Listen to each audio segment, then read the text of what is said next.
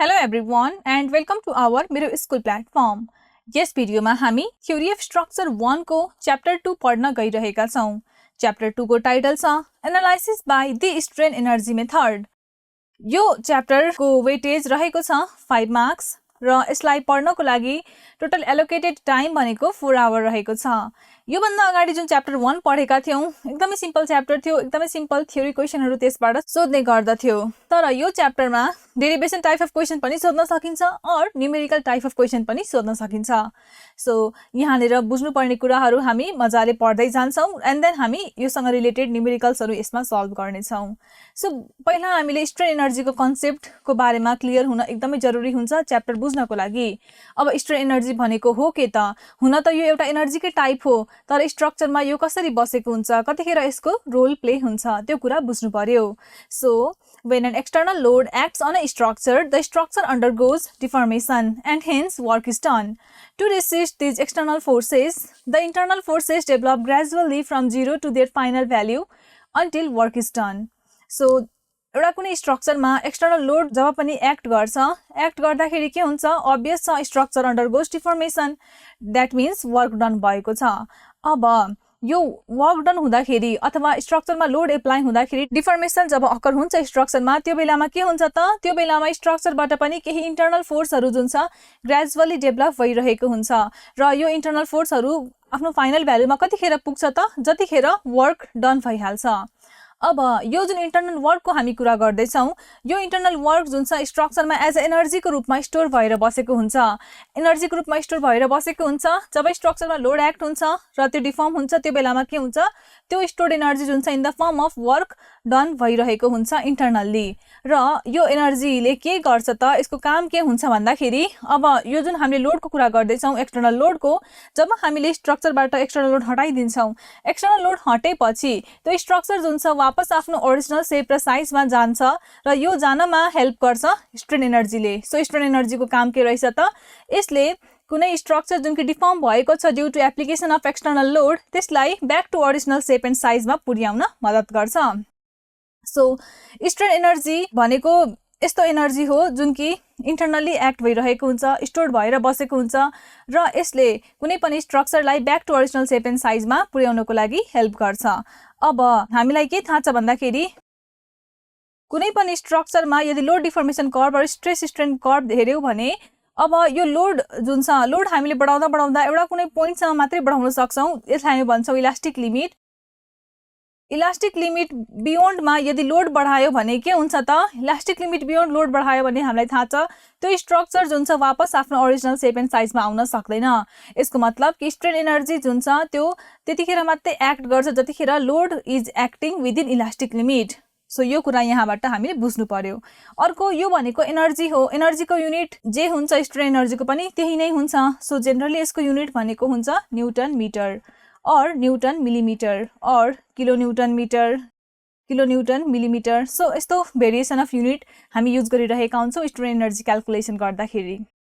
At equilibrium as per the law of conservation of energy, the work done by the external force must be equal to strain energy stored. So equilibrium condition मा के हुन्छ त? जुन external work done भएको हुन्छ, हामीले जुनमा external load कुरा गर्यो, लोडले गर्दाखेरि जुन वर्क डन भएको हुन्छ स्ट्रक्चरमा, त्यो एक्सटर्नल वर्क डन जुन छ by external forces, it must be equal to strain energy stored. So यो कन्सेप्ट भनेको एकदमै इम्पोर्टेन्ट कन्सेप्ट हो थ्योरी अफ स्ट्रक्चरमा। यो कन्सेप्टकै मद्दतले हामीसँग भेरियस मेथड्सहरु डेभलप भएको हुन्छ to find the deflection of structure. So स्ट्रक्चरमा अकर भएको डिफ्लेक्सन कम्प्युट गर्नको लागि जति पनि मेथड्सहरु डेभलप भएको हुन्छ यो सानो एउटा बेसिक कन्सेप्टमै बेस्ड भएर बनेको हुन्छ। सो बेसिकली यो च्याप्टरमा, दैट मिन्स च्याप्टर 2 मा हामी फाइन्ड गर्न गइरहेका छौं deflection of beams and frames by using strain energy method. Strain energy मेथडलाई रियल वर्क मेथड पनि भन्ने गरिन्छ। सो यो मेथड युज गरेर हामी गिवन बीम और फ्रेममा अगर हुने डिफ्लेक्सनहरु कसरी पत्ता लगाउन सक्छौं त्यो कुरा हामी डिस्कस गर्ने छौं यो च्याप्टरमा। अब स्ट्रेन एनर्जी र कम्प्लिमेन्ट्री एनर्जी को कन्सेप्टको बारेमा बुझ्न खोजौं। सो यदि फोर्स भर्सेस डिस्प्लेसमेन्ट को ग्राफ मैले प्लट गरे र ग्राफ हाम्रो मानौ केही यस प्रकार आएको छ, सो स्ट्रेन एनर्जी भनेको हामीलाई थाहा छ स्ट्रेन एनर्जी भनेको त्यो वर्क डन नै हो, एक्सटर्नल फोर्सले गर्दाखेरि अकर हुने वर्क डन। सो यहाँनिर जुन यो हाम्रो कर्भ छ यो कर्भको अन्डरमा जुन एरिया हुन्छ यो एरिया भनेकै के हुन्छ त, अब ग्राफमा भन्नु पर्दाखेरि यो एरिया भनेकै हाम्रो हुन्छ स्ट्रेन एनर्जी। अब कम्प्लिमेन्ट्री एनर्जी भनेको अब यहाँनिर जुन यो एरिया बाहेकको बाँकी एरिया छ, द्याट मिन्स कर्भ भन्दा माथि जुन यो एरिया छ यो एरिया भनेको हाम्रो हुन्छ कम्प्लिमेन्ट्री एनर्जी। सो हामी यहाँ लेख्न सक्छौँ, यदि मैले यसलाई नेमिङ गरेँ ओ ए बी सी, देन यो ग्राफबाट हामी भन्न सक्छौँ स्ट्रेन एनर्जी भनेको के हो त, स्ट्रेन एनर्जी भनेको हाम्रो एरिया ओबीसी हो। हामी स्ट्रेन एनर्जीलाई जेनरली क्यापिटल युले इन्डिकेट गर्ने गर्छौँ। सो यहाँ हामी के लेख्न सक्छौँ, here we can write strain energy which is generally indicated by symbol U, U is equal to area under the curve, curve भनेको force displacement curve, that is area OBC. Now area OBC मैले compute गर्नु पर्यो भने म के गर्छु त, म यहाँनिर एउटा न्यारो स्ट्रिप लिन्छु। यसरी म एउटा यहाँनिर न्यारो स्ट्रिप लिन्छु। यो स्ट्रिपको थिकनेस भनेको कति हुन्छ त, डिस्प्लेसमेन्ट एक्सिसमा छ भने अभियसली डीएक्स हुन्छ र यसमा एक्ट हुने फोर्स यदि मानौँ एफ छ भने एरिया ओबीसी हामी सिम्पली कसरी कम्प्युट गर्न सक्छौँ, कम्प्युट गर्न सक्छौँ by using F into dx र यसलाई इन्टिग्रेट गर्नु पर्यो in between the limit 0 to x यदि यो टोटल जुन लेन्थ यसको x छ भने, द्याट मिन्स यति डिस्टेन्स यदि x छ भने। सो यसरी स्ट्रेन एनर्जी हामी कम्प्युट गर्न सक्छौँ फोर्स डिस्प्लेसमेन्ट कर्भको मद्दतले।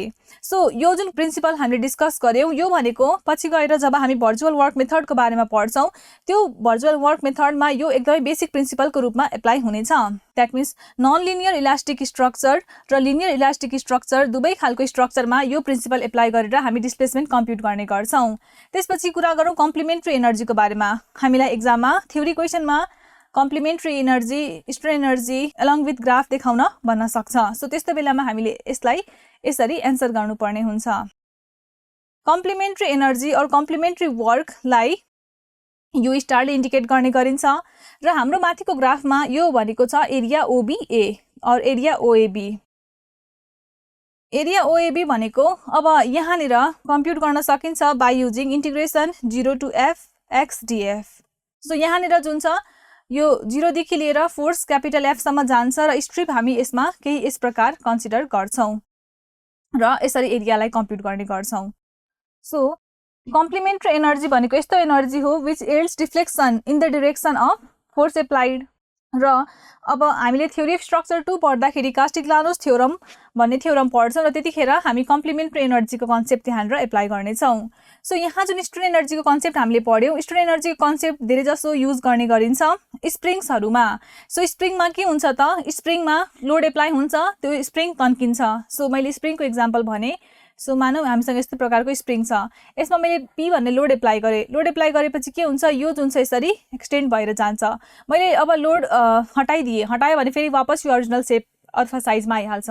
सो यस्तो स्प्रिङ रिलेटेड क्वेसनहरूमा धेरै जसो स्ट्रेन एनर्जीको कन्सेप्ट जुन छ एप्लाई भइरहेको हुन्छ।